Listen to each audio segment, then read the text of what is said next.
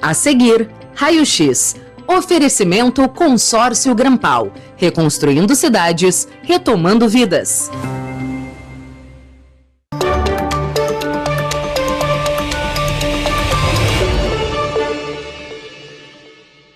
Sejam todos muito bem-vindos, deixa eu me achar aqui. Sejam todos muito bem-vindos ao programa Raio X de hoje. Com licença para entrar na sua casa, trazendo muita política, muita informação e muito conhecimento, né? Ao meu lado esquerdo, já se acostumando, no meu lado esquerdo, já quase fazendo L, Arthur lá em cima, tudo bem, Arthur? Tudo bem, feriadinho, né? Como é que tá? A tua esquerda e a direita, acho que tu sempre tem uma desculpinha, né, Arthur?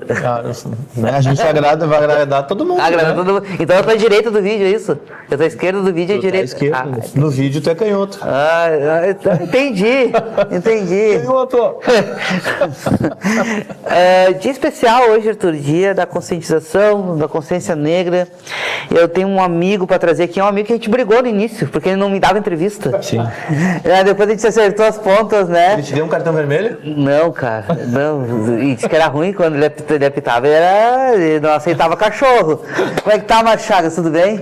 Tudo bem, Diego, tudo bem, Arthur? Uma satisfação estar participando com vocês aqui. Uma semana bem emblemática, né? Uma semana que, para mim, marca também o fato de ter assumido como vereador na cidade onde eu nasci, que é Porto Alegre. Para mim, é uma honra estar ocupando esse espaço, mesmo que seja de somente nessa semana, mas para mim é muito simbólico isso, porque várias pessoas na cidade de Porto Alegre se enxergam nessa representatividade de eu estar ocupando esse espaço durante essa semana. Mas é como tu disseste, né? Mas agora, abrindo o leque da câmera, tu é que ficou no centrão. Fiquei no centrão.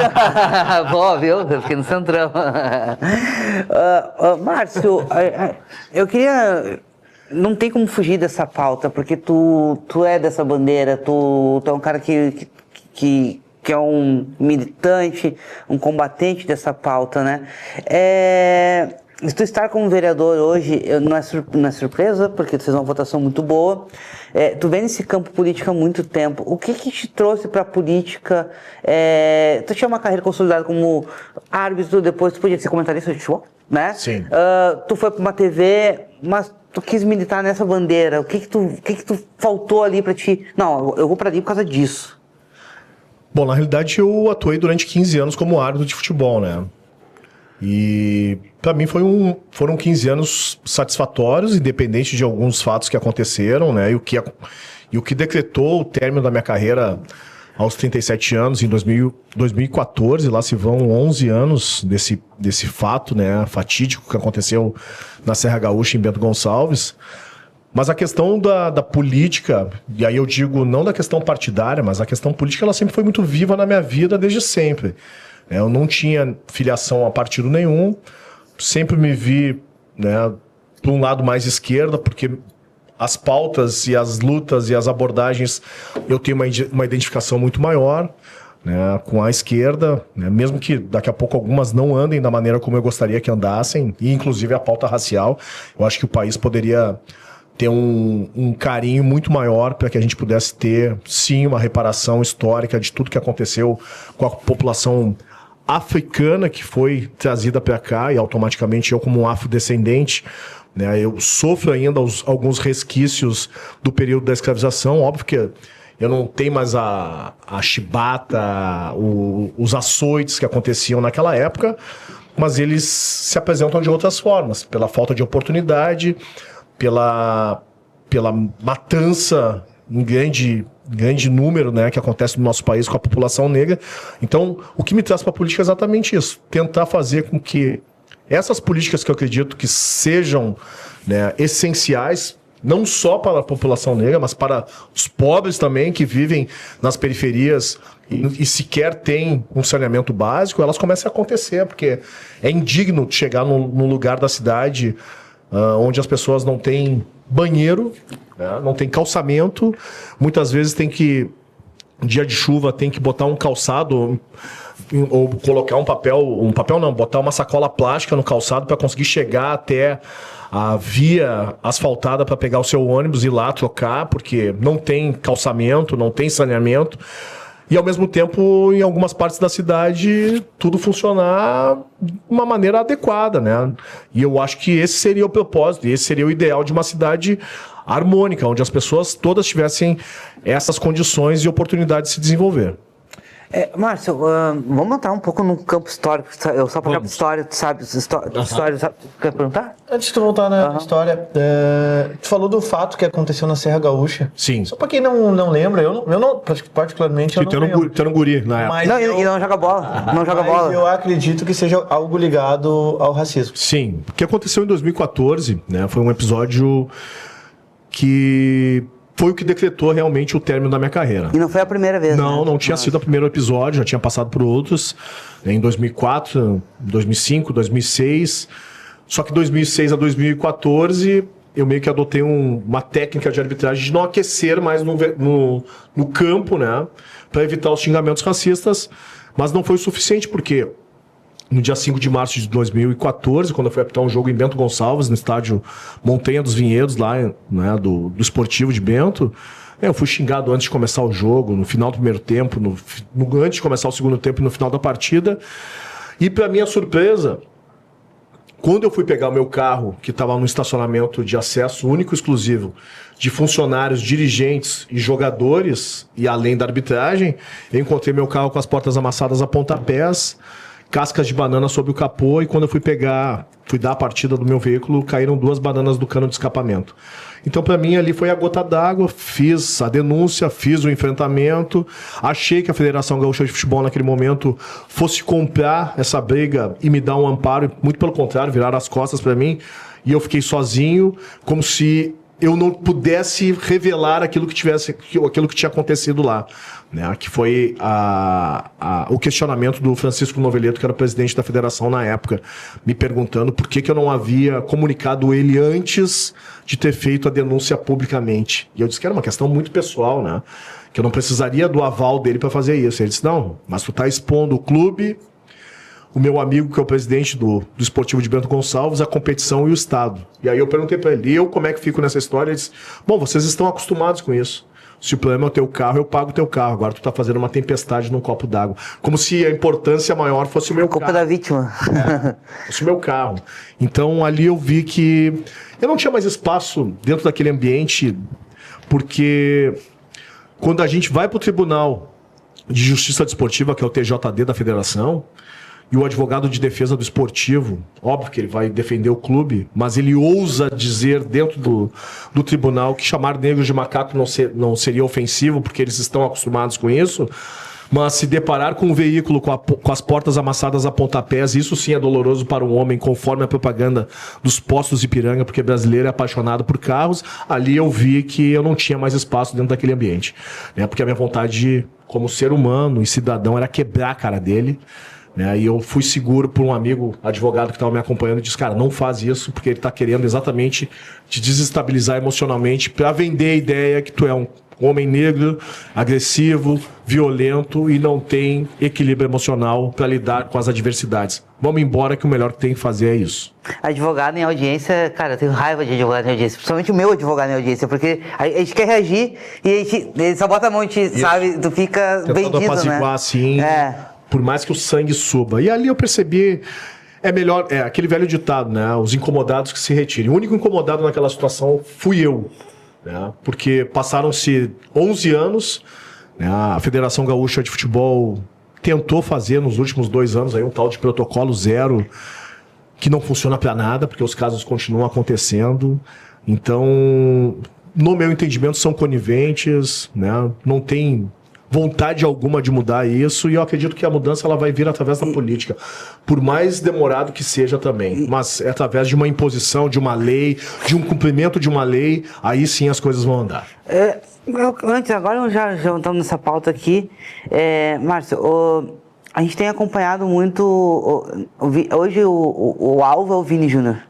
Né? Ele é o alvo, ele é como o Daniel Alves já foi, né? Como o Neymar já foi. Como o Neymar já foi. nós não evoluímos nessa pauta dentro do futebol, que é um esporte popular. Diga-se de passagem que os ingressos estão muito caros, afastaram grande parte da população dos estádios.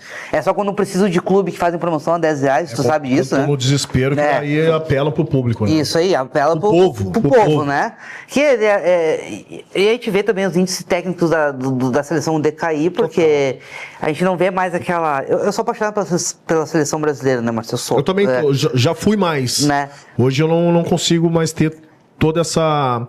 Não consigo vibrar tanto com a seleção brasileira, porque eu vejo que é um ajuntamento de jogadores, de empresários com interesses de vendas, né? Evoluímos, não evoluímos, temos muito que evoluir. Olha só, tô falando de 11 anos pra cá. Sim, temos muito que evoluir. Né? E eu acredito que essa evolução ela irá acontecer quando realmente tiverem pessoas que ali estão dispostas a esse enfrentamento. Né? Não adianta fazer um proforme, né, de fazer um evento dentro de uma federação, ou a própria CBF adotar um discurso, né, que o racismo não tem jogo. Claro que tem jogo. O jogo continua, é aquela velha frase, né? O show não pode parar de jeito algum. Né? Não adianta adotar um protocolo de combate ao racismo, dando 3 oportunidades para as pessoas continuarem cometerem o mesmo. O único crime que tem chance de ser cometido 3 vezes é o de racismo dentro do estádio. Porque no primeiro momento é para paralisar a partida. Né? Aí o árbitro percebeu que está tendo as manifestações, paralisa o jogo. Espera que os torcedores tenham um comportamento adequado, retoma a partida. Percebendo uma segunda manifestação, paralisa novamente a partida, saem com os jogadores para o vestiário, comunica através dos alto-falantes, pedindo, né, para que os torcedores tenham um comportamento adequado. E aí só num terceiro momento é que essa partida vai ser encerrada. Tu imagina tu poder cometer 3 vezes durante um tempo de 90 minutos o mesmo crime sem que tenha punição. E tem um outro agravante dentro dessa situação, que é o seguinte: tudo isso é de responsabilidade do árbitro. E aí vem o meu questionamento. Vocês acham que algum árbitro vai ter coragem, e aí eu digo por experiência, por tudo que eu passei durante os 15 anos que eu atuei como árbitro, vai ter coragem de paralisar um jogo indo contra bilheteria, patrocínio, televisão, empresários entidades. E agora as bets, né? E agora as bets, tá, bem lembrado. Quem é que vai terminar um jogo por um caso de racismo que dentro do nosso país não é tratado de uma maneira séria? Mas por que não tem uma lei que diz assim, gritou preso, racismo, não, cometeu um ato racista, acaba o jogo e deu, todo mundo embora pra casa? Boa pergunta. Sem a intervenção do árbitro. Ouviu, então acabou o jogo. O delegado da partida? Aí entra, é nesse caminho, Arthur, que eu acho que as coisas têm que ir pelo seguinte: como é que conseguiram coibir e combater, né, os lançamentos de objetos que eram muito comuns na década de 80, 90 nos campos? Tomou radiada na cabeça? Não cheguei. Primeiro voava as pilhas, depois o rádio, né? Ah, sim, voava tudo, chinelo, pilha. Mas os caras conseguiram acabar com isso. Hoje tu não vê nos estádios. E quando acontece, eventualmente, automaticamente os torcedores já pegam esse torcedor e já entregam ele. Grampeio, né? Só que com racismo não. Com racismo acontece, os torcedores não denunciam, às vezes escamoteiam, né, escondem esse torcedor no meio para que ele possa fugir. Então, é uma contradição no nosso país, né, com relação a isso. Isso eu não falo só no Brasil, isso no mundo afora, né?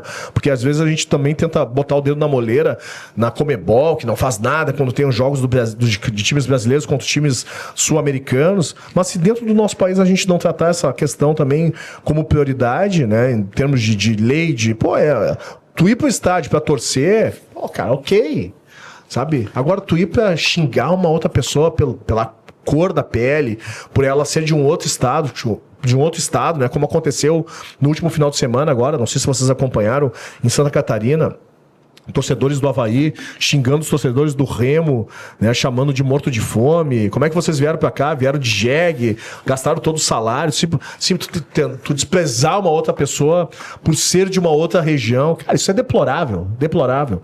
Então a gente tem muito o que evoluir ainda como ser humano. Essa é a ideia. Tu Tu chegou a apitar algum jogo de time argentino? Não tive porque eu não fui árbitro internacional. Sim. Apitei só jogos nacionais. Apitei jogos com jogadores argentinos, sim. Né? Mas tive a sorte desses jogadores argentinos que estavam jogando aqui pelo Brasil, né? E um deles, inclusive é o D'Alessandro, sempre foram pessoas super corretas.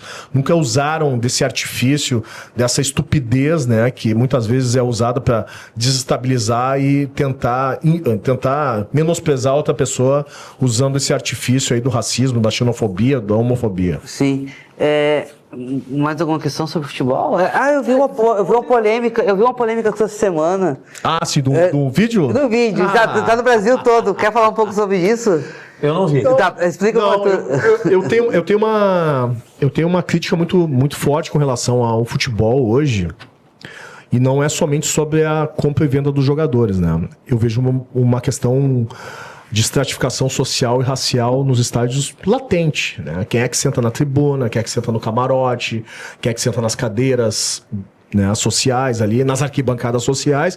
E aí a gente vai para as arquibancadas populares e popular e a geral, né? Que normalmente é o público mais pobre, e dentro desse público mais pobre é o público preto que está ali, que de uma forma estratégica a televisão inclusive nem filma esse público, a não ser que dê briga. Porque o público que é filmado é o público do Instagram ali, das cadeiras, é o público bonitinho, né? E a outra crítica que eu tenho é com relação a uma analogia que eu faço, como o futebol sendo uma representação contemporânea da escravatura muito forte, ainda. Tá? Porque é a única profissão que se fala em comprar e vender pessoas. Tá?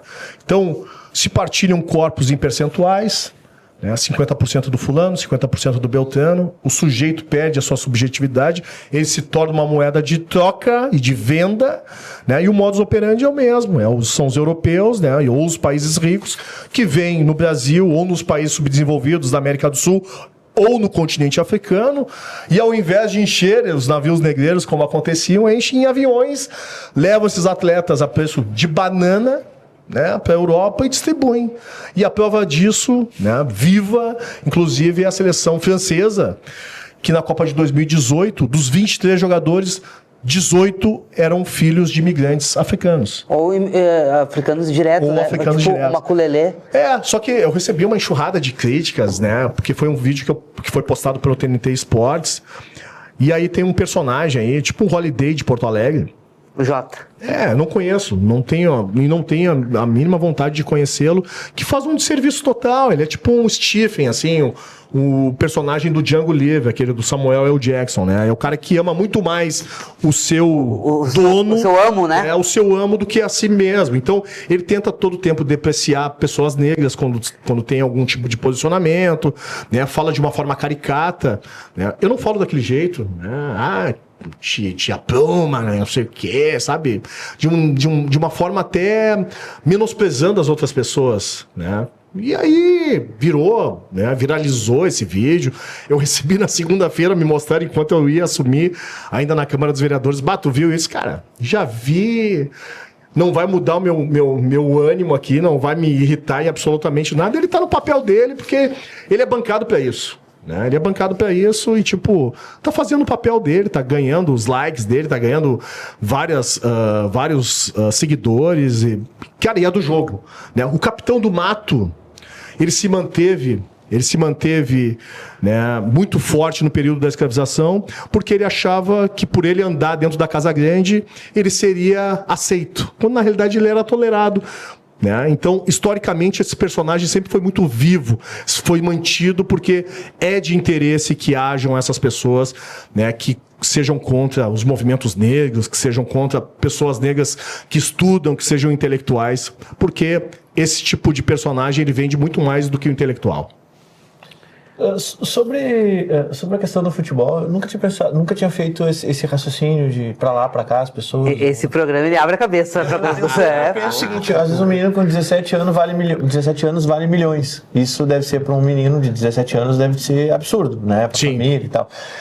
Mas não é só no futebol, a gente tem no futebol americano, a gente tem no beisebol, a gente tem no basquete. Entramos num debate, então.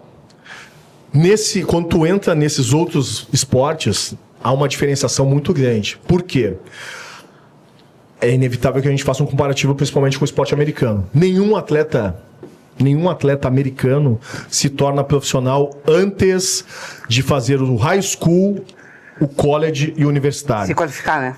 Aqui no Brasil, as crianças são entregues aos clubes com 10, 11 anos, com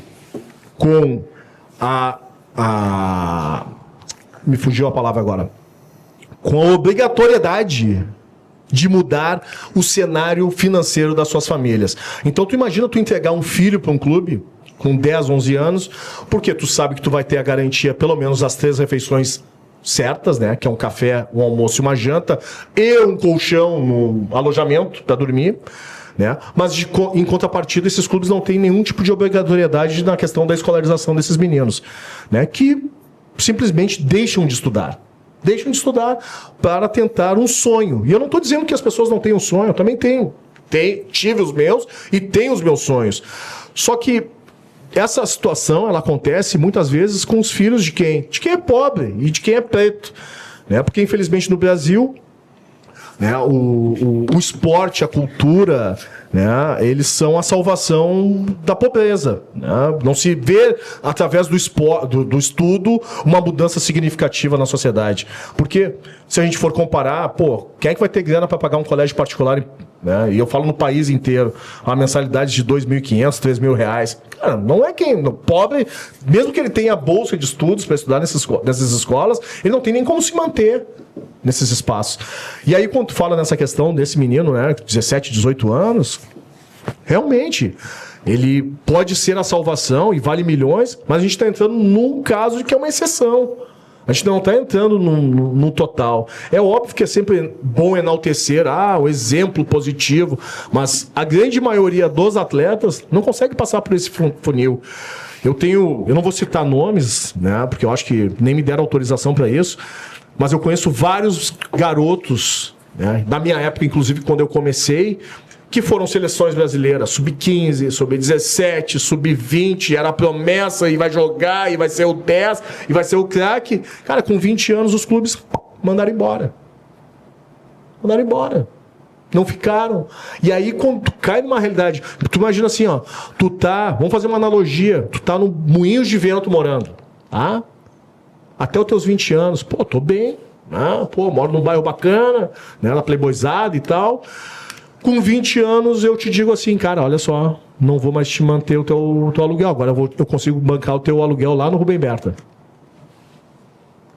Cara, o choque de realidade é total. E aí eu falo isso aí fazendo uma analogia com os clubes. Então tu tá no Inter, no Grêmio, daqui a pouco tu vai estar lá no Guarani de Venâncio Aires. Porque eu não quero mais ficar contigo, eu não tenho mais interesse. E ao mesmo tempo esse empresário abandona esse menino que descartou a possibilidade de estudar.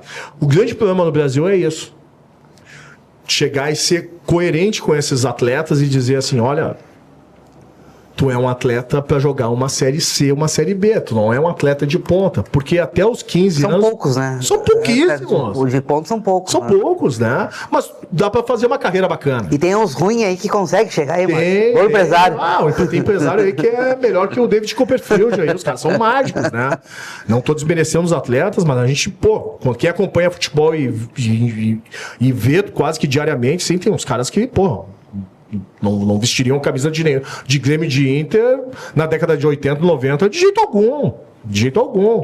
Né? Mas tem todas essas manobras hoje, né? de empresários. Né? Comissões. Exato. Então, é nesse sentido que eu faço essa analogia. Não é que eu queira tirar o sonho, sabe? Mas é nessa reflexão, sabe? É uma analogia, né, onde se permanece isso. Os termos e as nomenclaturas, elas ainda são muito parecidas, né? Lei do passe livre, que era a lei do ventre livre. Então, tudo assim, nesse prospecto ainda de manter essa nomenclatura vinculada à escravização. Mas é a Lei Pelé. É isso, agora dizer, teve a Lei Pelé, teve a questão do passe livre e tal. O Tom Brady, se não me engano, ele é formado em administração e economia. Um jogador de futebol americano. Sim, imagina. Qual jogador brasileiro da seleção brasileira atual é formado em alguma coisa? Eu nem sei quem são os jogadores da seleção brasileira. Qual deles tu acha que ali terminou o ensino médio? Tudo bem, ganha 5 milhões por mês. Ok. Ok. Mas O Tom Brady ganhava muito mais do que isso e era formado. E tem uma questão também que quando... Olha só, eu falo por vendo, tá? Eu tô numa posição onde eu consigo ver de fora. Ganhava 10 milhões lá, 10 anos atrás, 10 milhões. Tem muito jogador que não tem a cabeça de administrar, perdeu tudo. Não Derreteu o dinheiro, derreteu o patrimônio. Derreteu e não é por culpa dele também. Tu imagina tu começar com 11, 12 anos, tu entra num clube, tu é a boneca dos olhos ali, tu começa a andar de lancha, tu começa a andar em mansão, final do ano, todo mundo te leva para os condomínios para passar as férias lá naquelas casas em Shangri-La, em Atlântida e tal. Cara, tu te deslumbra. Quem é que não vai deslumbrar? Né? Tu tem tudo. Né? E só que uma hora, da mesma maneira que tu tem tudo, daqui a pouco tu não tem nada. Porque se tu não assinar corretamente com o empresário, que tem uma vinculação e um trânsito bacana nesses clubes grandes, daqui a pouco tu também encerra a tua carreira. Então é muito mais negócio um clube ter a obrigatoriedade. Cara, vamos estudar, sabe? Pelo menos todos os atletas de Grêmio e de Inter, e aí eu falo de uma maneira exemplificando, eu não estou dizendo, eu não quero entrar nessa seara, até porque eu também não sei qual é a realidade desses clubes. Mas assim, cara, até os 20 anos, esses meninos que vão estar ali, esses homens que vão estar grau, né? Cara, tem que pelo menos terminar o segundo grau. Acabou o teu tempo como jogador aqui no clube, eu tô entregando esses rapazes para a sociedade, pelo menos com ensino médio completo, né? Para conseguirem se inserir no mercado de trabalho. Esse é o meu questionamento. De uma peneira, às vezes, toda tarde, tipo assim, tem 200 bonecos, uma peneira, né, Márcio? Isso. Aí eles chamam 5. Não, 200 bonecos vão jogar 10 minutos, às vezes nem toca na bola. Isso, nem toca na bola. Aí chamam 5. Desses 5 sai... Ele fica olhando o cara também, o cara sai 2. Certo ali os que vão passar também. Aí sai 2. A não ser que alguém se destaque, assim, seja fora da curva. Mas uma bucha aí, opa. E olham diferente. Mas é isso. Os Damião, todo mundo fala, mas o Damião foi 0-0-0-0-1, né? É perfeito a tua colocação. O exemplo do futebol sempre se baseia na exceção. O que aconteceu com o Damião não é a realidade. Um rapaz que surgiu com 20, 21 anos num grande clube como o Internacional e conseguiu despontar, aquilo ali não é o normal. Até porque com essa idade, se tu não jogou em nenhum lugar, dificilmente o clube vai aceitar. A não ser que tem um treinador que, vamos apostar, deixa esse cara aqui.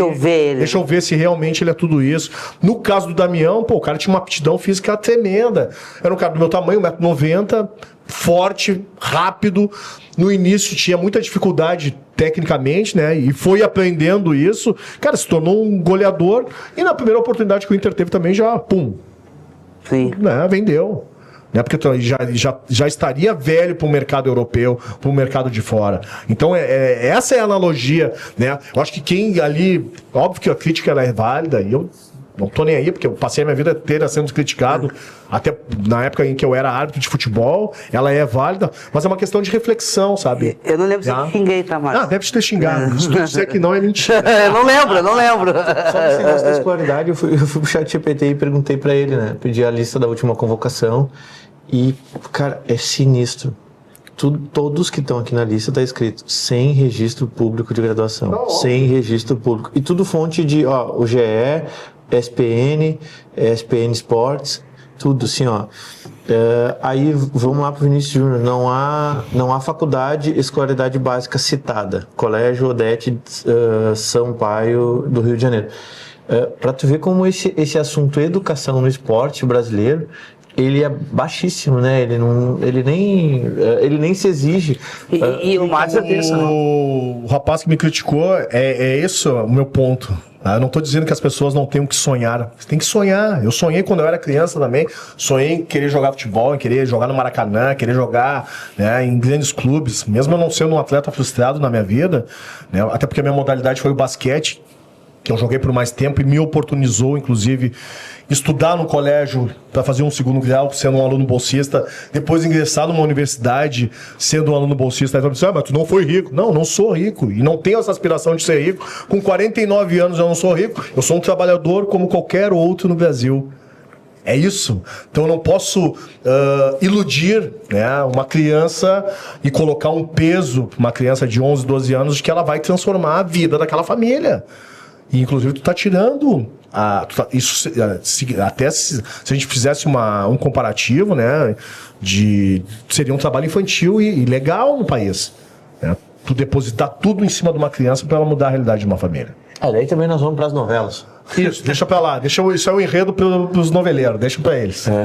Tem tantas pautas pra falar contigo, Márcio, porque tipo, a gente nunca teve um papo tão profundo assim e reflexivo. Um dia de hoje, como é um dia muito importante, mas mais alguma dúvida sobre futebol, Arthur? Porque a gente pode voltar também, né? Não tem problema. Cara, esse programa é o raio-x assim, ele vai e volta. Né? Que o futebol é um negócio tão apaixonante, é uma coisa tão mobilizante, cara, que até quem não gosta, olha. Eu queria fazer uma pergunta. Eu indico pra você, já que vocês se interessaram por esse assunto, tem um documentário chamado Passe Livre, que é sensacional. É um jogador da década de 70. Não é Alfredinho. Não é Arnaldo. É um cara que... O Arthur tá aqui com... Ele tá aqui pra isso. Aí, sabe? A partir desse documentário eu comecei a ter essa reflexão também. Porque esse atleta, que foi um baita atleta da década de 70, ele cursava medicina. Tá? E ele foi o primeiro jogador no Brasil a comprar o seu próprio passe. Então não tinha mais atravessador, não tinha mais quem fizesse. Ele negociava direto com os clubes. E isso deu um certo rebuliço no país naquela época. E uma das citações dentro desse documentário, inclusive, é do Pelé, que diz assim, que eu me esqueci o nome dele agora. Se tu procurar aí, tu vai achar. Esqueci o nome dele. Afonsinho. Afonsinho. E ele diz assim, o Afonsinho é que foi esperto. Ele sim estudou, diferente de nós, que ficamos dependendo a vida inteira da boa vontade dos empresários. Pelé falando. Pelé falou isso. É isso. Eu sei que quem estuda demais às vezes vira o fio. Então, às vezes tu ter um posicionamento diferente da grande massa causa essa polêmica, causa essa estranheza. Lutando por seus direitos, o jogador conseguiu tornar-se proprietário de seu passe, ou seja, conseguiu passe livre. A partir desse incidente, o filme examina a relação do trabalho no futebol brasileiro. Bem interessante, não conhecia esse... Tu falou agora sobre alguns outros esportes, né? O Brasil, sendo um país continental, seus grandes ídolos, na maioria, são negros, né? Pobres e negros. João do Pulo, isso, né? Entre outros, assim. E sempre tem aquele que performa mais, né? O Pulo, Daiane dos Santos, a gente falando aqui do Rio Grande do Sul. A Daiane, né? A Fernanda Garay. Tem vários exemplos aí de atletas que chegaram no topo, pessoas pretas, que seguem esse pensamento que eu te trouxe, né? Que, cara, apostaram tudo ali no esporte. Não só o futebol. Por que ainda a gente tem o branco, ele ainda tem essa... Não, eles lá, isso é esporte para pobre, e é o cá, sabe? Essa elitização. Eu acho que é o grande medo da competição e de perder o espaço. Né? Porque quando tu vai pro esporte, na teoria é pra ficar o melhor. Né? Daí tu imagina, tu é um riquinho, que nunca foi meu caso, mas um riquinho tem tudo, pai leva de carro, busca de carro, colégio particular, 5, 6 refeições, treininho, custagem, tudo, tem tudo. E aí eu chego lá pra treinar e eu perco pro negãozinho lá da vila, que não tem nem tênis, que vem de ônibus. Ou às vezes não vem de ônibus, vem caminhando. Esse aqui é melhor que eu. Esse cara vai se sentir frustrado, né? Então a ideia dele de superioridade vai ser nessa questão financeira, porra. Eu não vou ficar no meio desses caras aí, né? Esse vestiário fedorento, com chulé, né? Não vou ficar no meio dessa... Começa a desdenhar da parada. Claro, né? Daqui a pouco vão roubar minha corrente, né? Minha chuteira que veio não sei da onde, que eu ganhei do fulano. Então, entra nessa questão do desdenho, como tu bem disse. Tem um menino negro aqui de Porto Alegre, que não sei se tu sabe a história dele, mas um tenista. Sim, vi a matéria dele no Esporte Espetacular. Muito massa, Arthur. Um projeto ali, um projeto inclusive perto do Quilombo QED, ali na Nilo Peçanha. Era uma quadra de tênis que tinha, agora virou um baita de um prédio da Maiojama, era um terreno... Não me surpreende. Era um terreno, inclusive, eu acho que do grupo RBS ali, da família, né, Sirotsky, que eu acho que são os donos dessa empresa. E eles tinham esse projeto, muito bacana esse projeto social ali, de dar aula de tênis para o pessoal periférico, para o pessoal do Quilombo. E esse menino se destacou, ele está numa universidade americana hoje, né? Está ranqueando bem. Ranqueando bem. e sendo uma surpresa. Esportes que venderam sempre uma ideia de que negros não saberiam jogar. Assim como a natação, sempre foi vendida a ideia de que negros não nadam porque tem uma ossatura mais pesada. E em 2004, o Edivaldo Valério, que fecha o revezamento 4x100, que é um negro baiano, ele desmistifica isso. Na realidade, os negros não conseguem nadar nos clubes elitizados porque não deixam com que eles entrem nesses lugares. Não, tem um mito da questão da natação e da piscina com as pessoas pretas nesses clubes. Digo isso por experiência. Eu fui atleta na Sojipa durante 10 anos, tá? Eu joguei de 1990 a 2000 na Sojipa Basquete. E na Sojipa tinha um atleta chamado Jorge Teixeira do atletismo. Ele foi para 2 Olimpíadas. A Olimpíada de Seul em 88 e a Olimpíada de Barcelona em 92. Quando o Jorge Teixeira volta da Olimpíada de 1988, e ele é o maior atleta do clube, né, por tudo que ele representava, não tinha mais como não deixá-lo tomar banho de piscina no clube. Então, o Jorge Teixeira, em 1988, estou falando de 37 anos atrás, foi quem abriu a possibilidade para que outras pessoas pretas pudessem tomar banho de piscina no clube. E isso as pessoas muitas vezes nem sabem do que acontece. Tá? Então esse mito da natação, esse mito da piscina com as pessoas pretas, ele é uma coisa muito, muito séria, muito forte no nosso país ainda. Porque as pessoas não querem dividir, não querem, né? Tem condomínios que às vezes limitam o número de convidados, só pode 1, 2 para ir para piscina, e se for preto, daqui a pouco entrou a pessoa preta na piscina, as pessoas saem, né? E aí se vende essa ideia, né, de que os negros não conseguem inclusive nadar, e é uma mentira. Os americanos, só para concluir aqui, porque eu achei a história desse menino muito massa. Ele tem um dom, uma habilidade, eu não sei, que ele é uma das poucas pessoas no mundo que consegue rebater com as duas mãos. Então ele troca rápido e com a mesma intensidade. E o adversário fica atrapalhado. Você atrapalha todo o adversário, né? Porque o tênis é como se fosse um jogo de xadrez. Eu tento botar sempre no lado mais para dificultar a tua defesa, né? Só que ele é ambidestro, ele consegue bater com a direita e com a esquerda com a mesma precisão. Então ele é um fenômeno total e é um rapaz que saiu aqui de Porto Alegre de um projeto social que tinha ali perto do Quilombo Ked, agora que não tem mais essa quadra. Então, interessante isso aí, pessoal. É uma oportunidade, né? Marcelo, a coisa que eu discordo de ti que tu falou ali foi dos condomínios. Eu faço parte da gestão de 2 condomínios, tá? 2 condomínios. E, cara, assim, administrar pessoas é um caos. E em condomínio, meu amigo... É que tu saiu do Lami, tu foi morar em lugar de rico, né, Arthur? Em condomínio, cara, em condomínio, as pessoas... todo mundo se sente todo mundo se sente dono de tudo. Vão com erva de chimarrão pra beira da piscina, quebram copo de vidro, aconteceu com a minha. 4 dias sem limpar a piscina, Márcio. Cara, fumam vape, tentam fumar cigarro. Cara, aí se tu, infelizmente, e muito infelizmente, se não botar um limite, cara, eu concordo com essa questão do limite, né? Óbvio que eu não posso fazer eu não moro em condomínio, mas se eu fizesse condomínio, daqui a pouco fazer um centro comunitário, eu convidar todo mundo. Não dá. Tem as regras que têm que serem cumpridas. Mas eu tô falando da questão de quando há pessoas negras sendo convidadas, é um desconforto no espaço. Porque parece que quando eu mergulhar vai sair tinta da minha cor, vai espalhar e vai sujar a piscina, né? E já tem vários filmes e desenhos que abordam essa questão de traumas que as crianças negras têm de piscina em virtude desse fato, porque ele é muito forte até o dia de hoje. Eu queria agora ir pro lado da história, depois olha só. Então, tem uma palavra que eu acho muito... Eu queria entender essa palavra, tá, Márcio? Tá. Quando a gente fala de reparação histórica. Isso é uma reparação histórica. Vamos lá. Reparação histórica por quê? Vamos lá.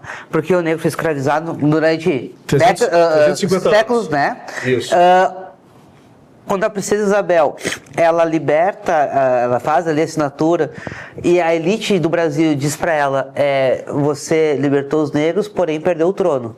Sim, né? Foi automático. Foi automático. E logo na sequência... Em 89 chutaram eles. A família imperial foi destituída. E eles tinham muito medo do retorno da princesa Isabel, que ela não pôde voltar em vida. Ela pediu várias vezes, eu quero voltar para o meu país e tal. Porque o que ela representava poderia dar uma guerra social, porque ela representava muito, ela teria a classe na mão, né? Sim. Então ela representava muito isso. Aonde está essa reparação histórica? Na escravatura ou na libertação?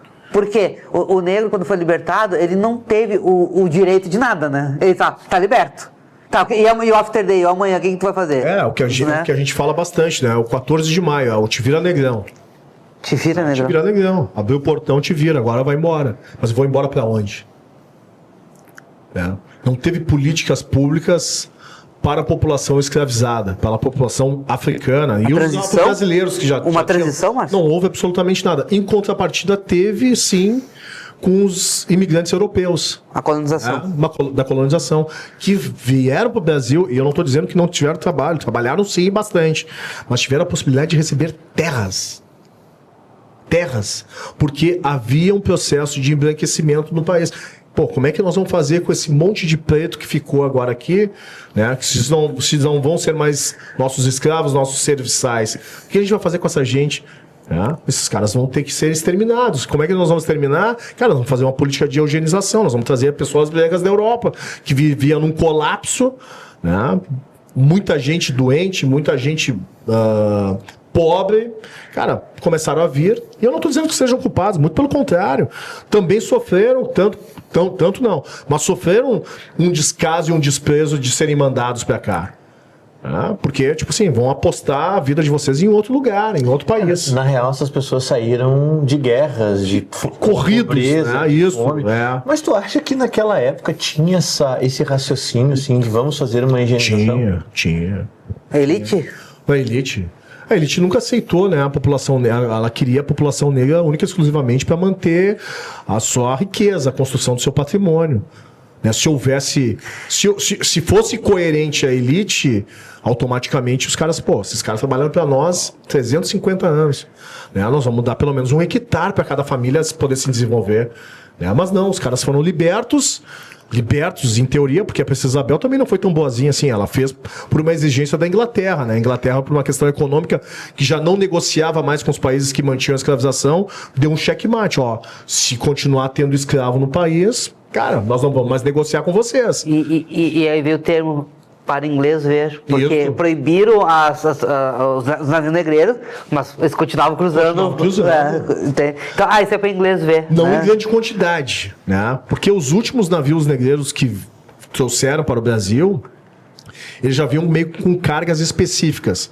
Era como se fosse eu fizesse, Diego, eu preciso de 30 pretos, tá? Eu quero 10 até 15 anos, mulheres. Eu quero mais 10, um pouco mais claras, que são as que transitam dentro da Casa Grande, e quero 10 negrão forte para trabalhar. Eram encomendas. Não eram mais navios negreiros com 500, 600 pessoas. Eram cargas específicas. Era uma encomenda, né? Porque já era especificado para quais funções eles queriam que trabalhasse nas Casas Grandes. Arthur, só para te deixar claro, tá? O que o Márcio fala, o processo de embranquecimento do Brasil foi uma política oficial e também ideologia social. Teve vamos embranquecer o Brasil, tem muitos negros, eles tinham medo disso, né? Eles tinham medo, inclusive, que os negros se revoltassem e quisessem tomar as fazendas, né? 1879 a 1930. Imagina, a gente tá 1930, a gente está falando de menos de 105 anos atrás. O racismo científico europeu, fim da escravatura, projeto de modernização, como se o preto não pudesse pensar e modernizar, né? Pois, se a gente andar por esse país... Aí nós temos Malês, nós temos eu sou muito amigo do Jefferson D. Tá. O diretor, né? Então, ele fez um filme agora há pouco tempo. Luiz Gama, velho. Sensacional. Né? Eu sou muito amigo do Jefferson D. Eu participo da Semana da Cultura Negra. Legal, não sabia. Sim, sou muito amigo do Jefferson D. Eu assisti Brothers, porque eu me identifico com Brothers. Já viu Brothers? Sim. Eu me identifico com Brothers, porque eu sou de uma comunidade, sou de uma Coab. Então, quando tu sai da Coab, porque lá todo mundo é igual, E como se convive melhor dentro desses espaços, total. né? Aí eu e o Ricardo, meu amigo até hoje. Todo dia ele manda mensagem, né? Meu amigão. A gente saía pro asfalto, eu era melhor tratado do que ele. E quando a gente voltava pra Coab, a gente não entendia o porquê. Tipo, por que o cara lá me passou na frente, tô não. O Brothers, que eu assisti há pouco tempo, tá? Sim. Não faz muito tempo. Me fez eu ter essa consciência de o que acontecia comigo naquela época. Porque eu era melhor tratado que o Ricardo. Era um privilégio que tu tinha pelo tom de pele. Exato. E dentro da comunidade tu não pensa a diferença. Agora tu tocou num assunto, né? E aí voltando para essa semana emblemática, na segunda-feira, quando eu tomei posse, há uma tradição na casa, na Câmara dos Vereadores, tá? Sempre na casa, pelo que eu soube na segunda-feira, primeiro sempre se dá a posse aos vereadores e depois se prestam as homenagens. E na segunda, a comandante Nádia, ela fez exatamente o oposto. Ela primeiro homenageou a Brigada Militar, que ocupou quase que toda a galeria, numa justa homenagem pelos 188 anos de Brigada Militar, né? Mas ao mesmo tempo ela fez com que as pessoas convidadas desses 3 vereadores negros que ocupariam aquele espaço, cara, tomassem um chá de banco de 1 hora, né? E algumas pessoas, inclusive mais idosas, foram embora porque não quiseram esperar. E dentro dessa homenagem, muitos discursos dizendo, de uma forma mentirosa, de que não há diferença nas abordagens policiais, que não há racismo, que todos são tratados de forma igual. E a gente sabe que não. Sabe que não. Por mais que não se queira entrar nesse atrito, nesse conflito, cara, eu frequentei um meio embranquecido quase que a minha vida inteira. Todas as vezes que eu fui abordado pela polícia com amigos brancos, o tratamento sempre foi completamente diferente para mim. E vi isso em outros amigos negros também. Então, isso é uma falácia, isso deveria ser tratado de uma maneira correta. Houve um desprestígio, um desrespeito total com as pessoas negras que estavam lá, né, esperando que os vereadores tomassem posse. E isso foi mais um fato marcante na nossa cidade, que no meu entendimento ela é super segregadora. Tem espaço de preto, tem espaço de branco demarcado na cidade, e digo isso pelos parques da cidade, inclusive, né? O Parcão é um espaço extremamente embranquecido, a Praça da Encol, que eu moro na frente, é um lugar extremamente embranquecido. Agora tu vai para uma Redenção, já é um espaço muito mais democrático. Tu vai no Marinha do Brasil, já é um espaço muito mais democrático. Tu vai no Parque Germânia, é uma população extremamente embranquecida. Então, assim, os espaços são demarcados. Ela é uma cidade extremamente segregadora, que vem de uma ideia de democracia. E quando se diz que é uma cidade segregadora, se diz, não, todo mundo pode frequentar. Negativo. Inclusive nos lugares de festas, uma das formas de não colocar uma placa lá de que preto não pode entrar é tu colocar um ingresso a 300, 500 reais. Aí nós vamos pro futebol. Quando tu falou lá nos espaços, voltando pro futebol. Não, calma, antes eu queria... Não, quando ele só falou dos espaços que no futebol, a geral, não sei o que, os espaços. Tu acha que isso existe no futebol? O ingresso é caro pra dedéu. Pra todo mundo. Há uma processo de elitização, inclusive. Elitização do futebol. Desde o período das arenas, que foram construídas um pouquinho antes da Copa do Mundo de 2014, né, onde se tinham espaços onde a população realmente poderia frequentar. Cara, quando muda essa concepção de futebol no nosso país, né, e se transformam os estádios em arenas, cara, decretou, Exato. Não queremos pobres aqui. Né? Exato. Não queremos pobres aqui. Aí não é só questão da cor. Mas tem um efeito, a questão da economia, ela tem uma relação direta com a cor. Né? Aí tu vai dizer, mas tem o fulano que é rico. Não, tem um jogador que o outro. E te faço até uma provocação, e não é pra querer te contrastar aqui. Quantas pessoas negras ricas tu conhece? 2. Teve que pensar, viu? Levantou o olhinho pra cima, teve que pensar. Essas pessoas teriam condições de frequentar o estádio. Sim. Não nas arquibancadas, inclusive. Sim. Não. Tu conhece Aí é pro duas. camarote direto. Uhum. Tu conhece quantas, Jair? Eu devo conhecer mais de umas 6, né? Não, vocês estão falando em 8. É. É muito pouco. Então a gente não pode usar desse exemplo de exceção como se fosse a regra do jogo, e não é. É nesse sentido. Cara, não é conflito, né? É reflexão. E tem aquilo, Marcos, também, assim, o preto rico, o que ele fez? O que ele tá fazendo, né? Sempre se coloca essa dúvida.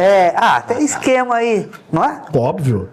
Não tô mentindo, Não né? se vê com naturalidade. Né? Não, o cara é rico, estudou pra caramba, vambora.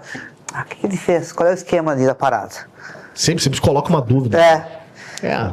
Mas é isso, moçada. Pô, eu acho que abordar sobre essa temática, ela faz com que a gente amplie o horizonte para E o raio-x não é leve, tá? Não, o raio-x eu tô aqui. Tu vem com uma... tu não vem, como é que eu posso te dizer, não é com uma militância, vem com uma reflexão, porque às Exato. vezes quando tu vai com uma militância tanto para um lado quanto para o outro, tu cria, Eu acho.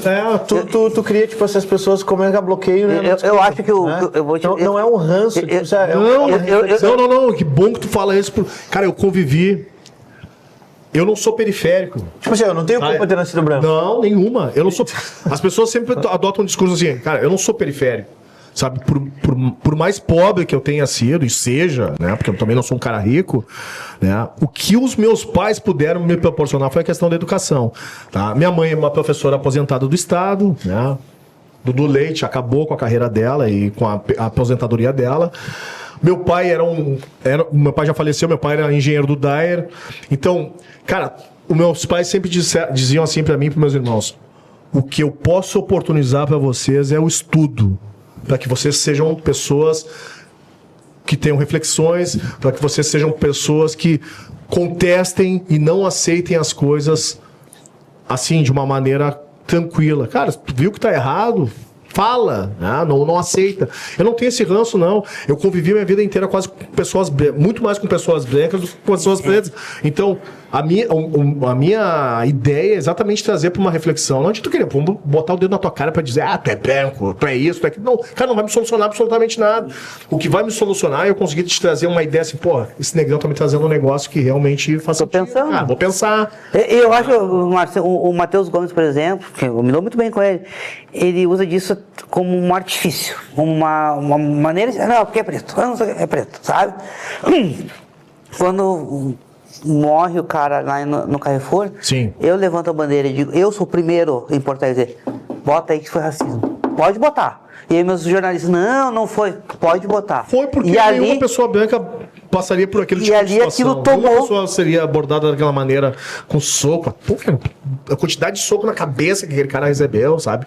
Mas ele empurrou, tudo bem. Empurrou segurança, contém o cara. Agora eu vou bater no cara que nem um cachorro até matar uma pessoa. Único e exclusivamente porque, cara, eu nunca vi uma pessoa branca ser espancada daquela forma.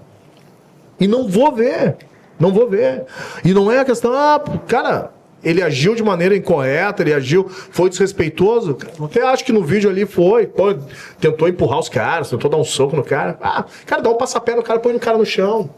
Chama brigado, tem um cara aqui e tal, leva. Nós vamos matar uma pessoa, cara. E tu via a raiva do segurança aí batendo no cara. Que legítima defesa é essa? Legítima defesa do quê? Pô, isso é raiva, é ódio. Não tem outra explicação. Eu queria entrar num assunto polêmico contigo. Posso, Márcio? Bora, só não pergunta meu time. Que agora tu é vereador, né? Não pergunta meu Se time. não for, Só não pergunta meu time, Mas né? depois eu vou pegar a estatística lá e vou dizer, tu deu mais cartão pro se outro. tu não for colorado, me surpreende. Deixa esse assunto. Márcio, calma, deixa eu entrar no assunto polêmico. Não, o meu é mais polêmico. Não, mas calma. Quando ano passado foi ali na Estátua do Zumbi, em Sim. Porto Alegre, o prefeito Sebastião Melo foi hostilizado ali, foi cuspido. Eu não concordo com isso. Né? Por mais que eu não goste dele, né? E aí é uma questão de empatia, de respeito. Cara, eu acho que se a pessoa ela tá ocupando o cargo maior da nossa cidade de representação e tal, o prefeito foi eleito, é óbvio que ele vai estar no evento.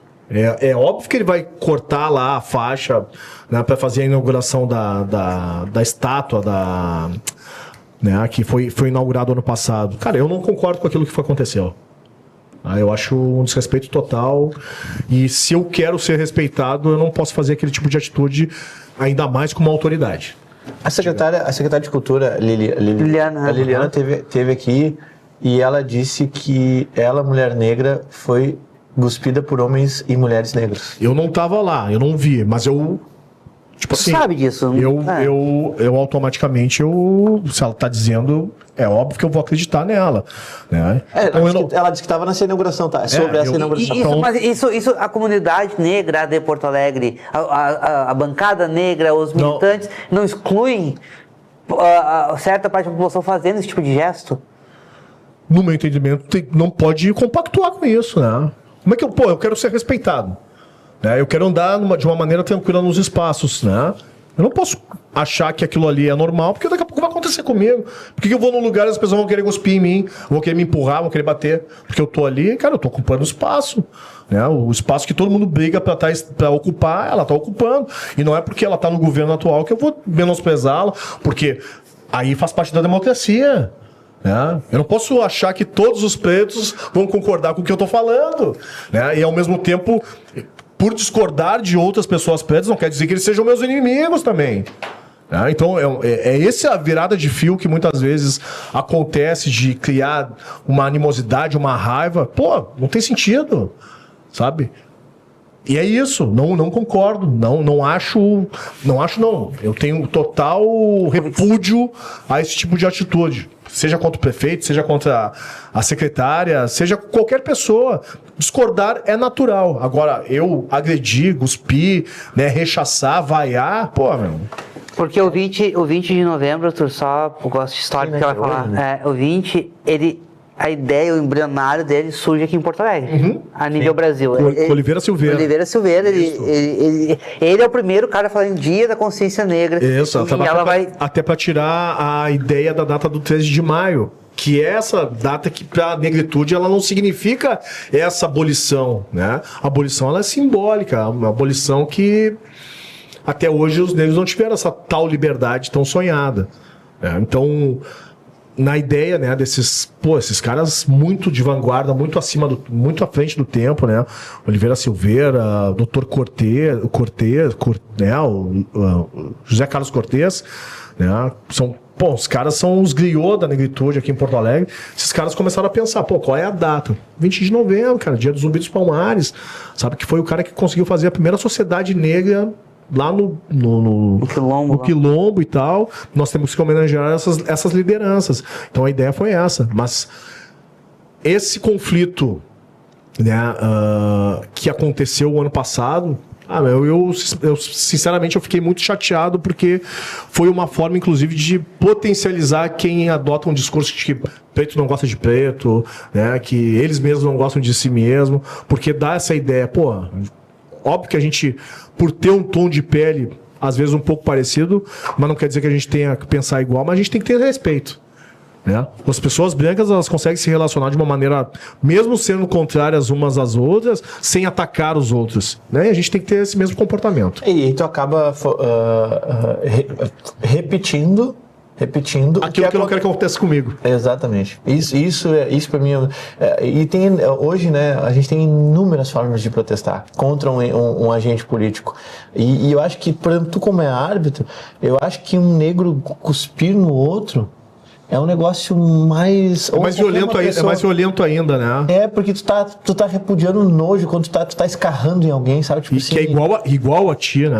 Tipo, é um ser humano, cara. Assim, se cortar o meu e o teu dedo aqui vai sangrar igual. E o sangue, cara, vai ser sangue, tu entendeu? Então, nós somos seres humanos. Tu fala uma coisa agora sobre, tipo assim, ó, eu convivi em muitos espaços com pessoas brancas. Sim. Maioria das vezes... maioria do meu período e tal, digamos que tu seja um negro de classe média. Se fosse...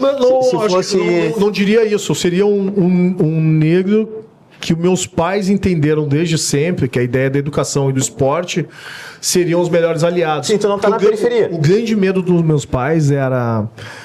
Cara, que nós caíssemos num convite paralelo e fôssemos... Cara... Pro crime, né, pra droga, né, e pra uma família preta, e eu tô falando assim, de anos 70, eu sou de 76, meu irmão mais velho de 75, eu tive uma irmã que já faleceu, que era de 79, e um outro de 82, a ideia dos meus pais sempre foi, cara, vocês vão estudar e todos vão se graduar, e todos se graduaram. E não tínhamos ainda essa ideia das políticas separativas das cotas, né, que eu sou super favorável. Então, assim, as coisas elas foram um baita de um sacrifício. E a educação rígida demais. Rígida demais. Meu pai de vez em quando aparecia no meio do colégio pra saber se eu não tinha matado aula, cara. Fiscal de colégio. Fiscal, pô, daqui a pouco eu tava no meio do pátio, pintava o meu pai. Aí, assim. Márcio, aí tu reforça uma coisa que hoje não acontece mais. As famílias, aí não é cor, as famílias abandonaram as crianças num depósito de escola. Não só no depósito de escola, mas também nisso aqui. Ó. Isso aqui é o maior. Largaram o telefone e decretaram às instituições de ensino, seja elas públicas ou privadas, a educação, a formação A responsabilidade. e a responsabilidade de criar o filho de alguém. Sim. Mas eu tinha o programa tá quase acabando, né? E tá bom, viu? E eu tinha assim. Sobe a placa aí, uns 8 minutos. Eu tinha. Aí dá, mais 4 então, tá? Isso aí aconteceu muito com o Inter pra ele poder entrar ou empatar, né? Pior que não, isso aí depois tu vai ver aí. Tem uma sátira eterna aí no Google aí do até empatar. Até empatar, era contigo aquele jogo. Comigo. Mas eu queria te dizer, cara, você é um cara muito leve sobre essa pauta, né? Eu digo, é uma pena tu ainda não ter alçado o mandato, não desiste, né? Para tu poder conscientizar ainda mais as pessoas sobre a importância da pauta, não sobre a militância da pauta. Sim. A importância da pauta e a militância da pauta é muito diferente. Mas eu teria duas polêmicas para tratar contigo, vamos embora. que não vai dar tempo. Vai, Mas não, eu vou te vai perguntar- pra cima. Eu vou te perguntar uma, tá? E eu, Márcio, eu gostei muito da entrevista porque eu te via como militante. Eu te vejo como um cara consciente agora, tá? Eu te peço Muito obrigado, desculpa por capaz. esse preconceito que eu tinha contigo, tá? Que é um Isso aí foi pelo ranço das vezes que eu não te dei É verdade entrevista. também. O nosso amigo lá vai dizer, entrevista do Márcio, eu não, esse cara não me dá entrevista. Aí eu encontrei ele chegando no Beira-Rio, ele disse, aí. Márcio, quer me dar uma entrevista? Quero. Deu. Tá. Fui lá na mesma semana aí. E aí, cara, assim, ó, eu teria uma coisa pra perguntar, mas isso nós vamos deixar pro próximo, que o Diego falou sobre reparação histórica, Tá. que é uma coisa, mas eu não quero que tu entre nisso. Não, eu já vou te antecipar um pouco dessa resposta. Quando se fala em reparação histórica, e se fala principalmente das políticas afirmativas de cotas, as pessoas criam um ranço achando que as políticas sejam única e exclusivamente para os negros. E não são. Tá? As políticas de cotas, elas são para pessoas negras, indígenas, PCDs e alunos oriundos das escolas públicas, sejam eles pretos ou brancos, amarelos, pardos, qualquer cor. Todos os alunos, todas as pessoas que são oriundas de escolas públicas podem sim, né, usufruir das políticas de cotas. Mas não é sobre isso que eu vou entrar. Tu vai voltar aqui, nós vamos falar sobre isso. Mas eu quero falar sobre uma coisa que me gera muita dúvida, e a gente sempre ouve, de todo mundo já deve ter ouvido. Aconteceu um caso de racismo e a pessoa vai lá e diz assim, acredito eu, na maior das boas das intenções, assim, cara, eu não sou racista, eu tenho amigos negros. Isso aí é a pior coisa. Isso é um escudo. Eu tenho um amigo preto aqui, ó. Eu queria entender, e de verdade, entender, com a tua ótica, que nem tu falou, cara, tipo assim, tu não disse isso, óbvio, né? Tu disse, não, eu convivi com muito branco. Muito, convivo ainda. Eu não vou gostar de pessoas brancas. O Marcelo é um amigo preto. Não, mas eu quero te dizer o seguinte, cara, aonde que dói quando a pessoa fala isso? Eu acho que ninguém nunca te perguntou isso, eu acho que nunca ninguém perguntou pra alguma pessoa. Não, e é bom, assim, bom tu falar isso aí, Arthur, pelo seguinte, cara, eu não tenho problema nenhum de um amigo meu me chamar de negrão. Cara, até porque eu sou um negrão. Agora, o que vem depois é que muitas vezes ele vem embalado No estrutural? Não é o estrutural, é até natural. Tá até incrustado na pessoa também. É o que vem embalado depois, assim. Esse negrão aquilo.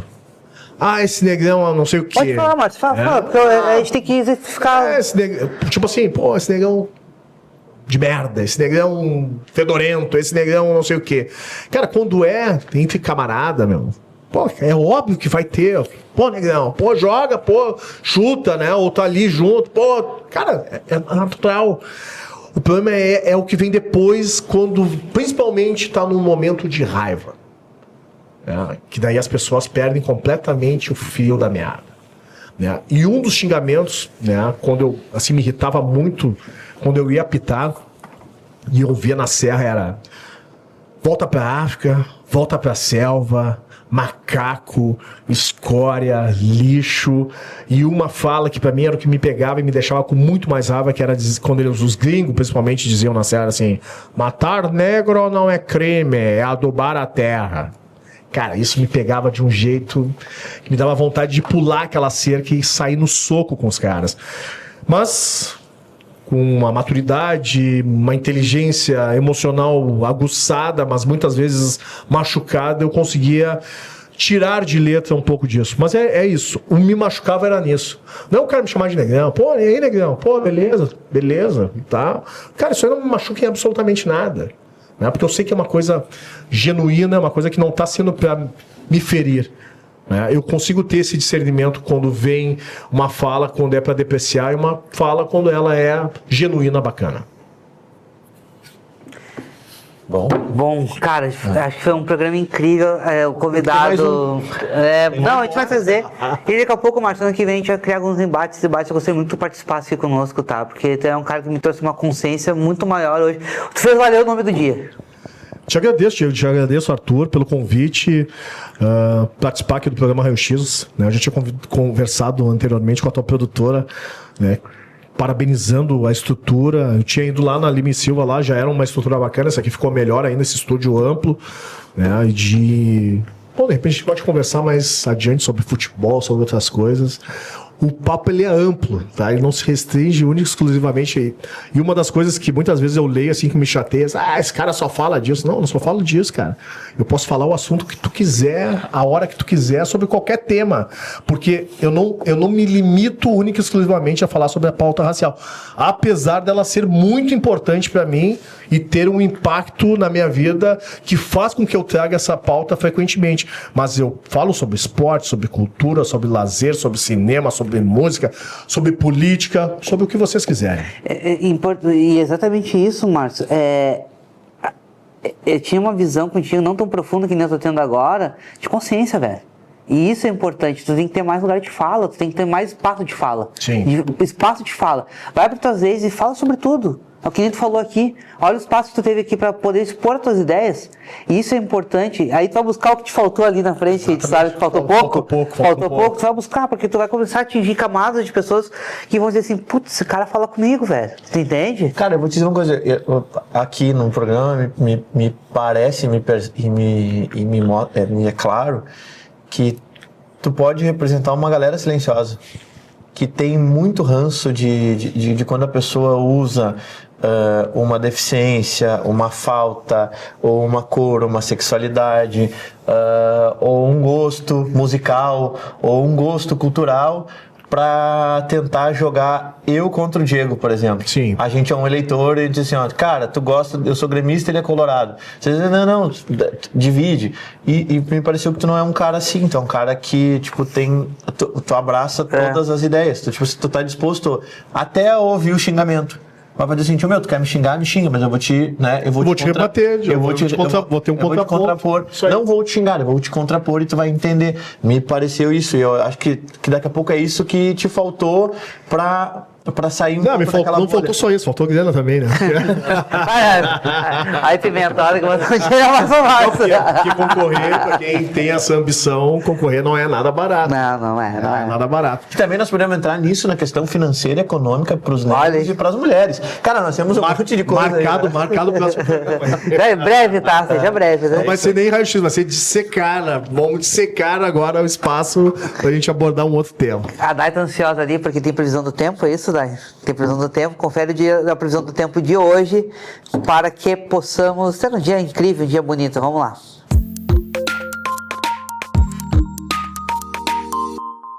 Bom dia, Diego, bom dia, Arthur, e bom dia ao nosso convidado de hoje. Bom, vamos conferir como é que fica a previsão do tempo para essa quinta-feira e sexta-feira, aqui em Porto Alegre e na nossa região.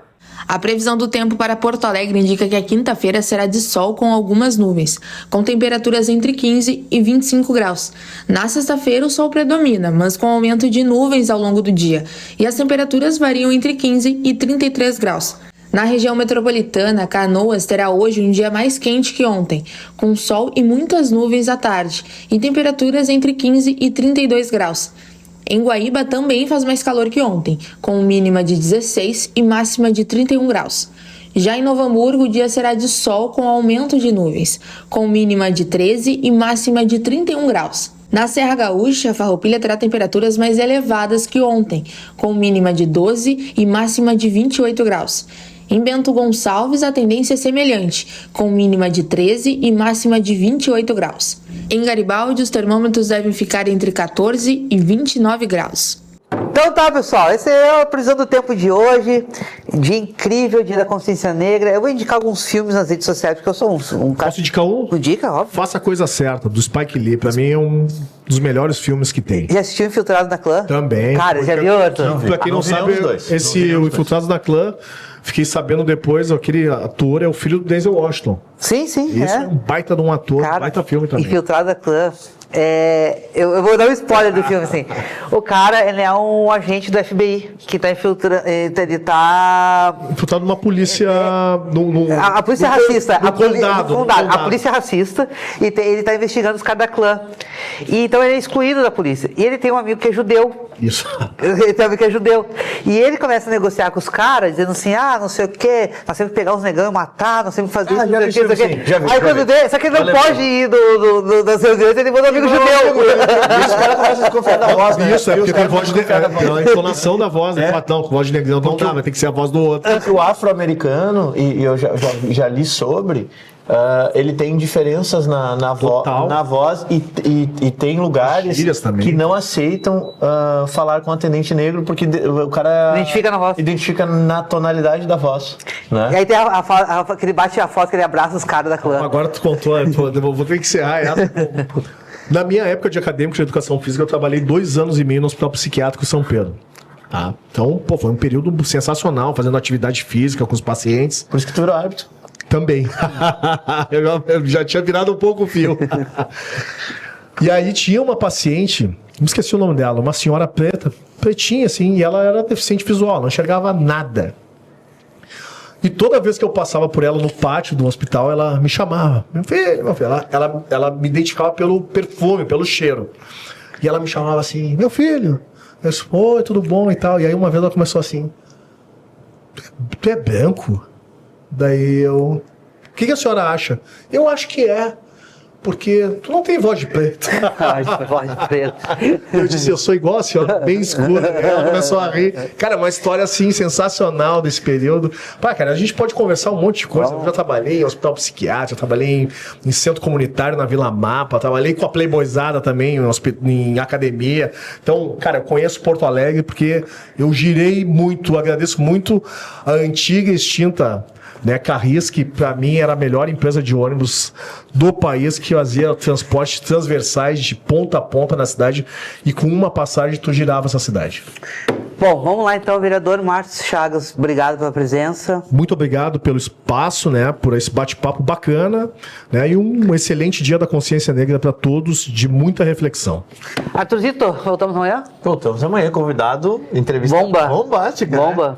Bombástica a entrevista. Então tá, Arthurzito, amanhã então, valeu, você segue aí com a gente. Hoje também tem o Ronda Popular Especial Dia da Consciência Negra, e o Dow Play também especial Dia da Consciência Negra, porque é um portal 24 horas de comunidade, né, cara? Então eu não tenho problema nenhum. Voltando vai encerrar com o meu, Dai. Eu queria saber, voltando da voz, cara, os grandes cantores gospel e as vozes americanas, as pessoas negras. Rapaz, você não conhece o Simonal, velho. E falou o Simonal e o Emílio Santiago, que pra mim foi um dos maiores. E olha o que o seu Jorge tá fazendo hoje, né? Então tá, vamos encerrar, senão o Dai vai ter um troço ali. Valeu, até amanhã.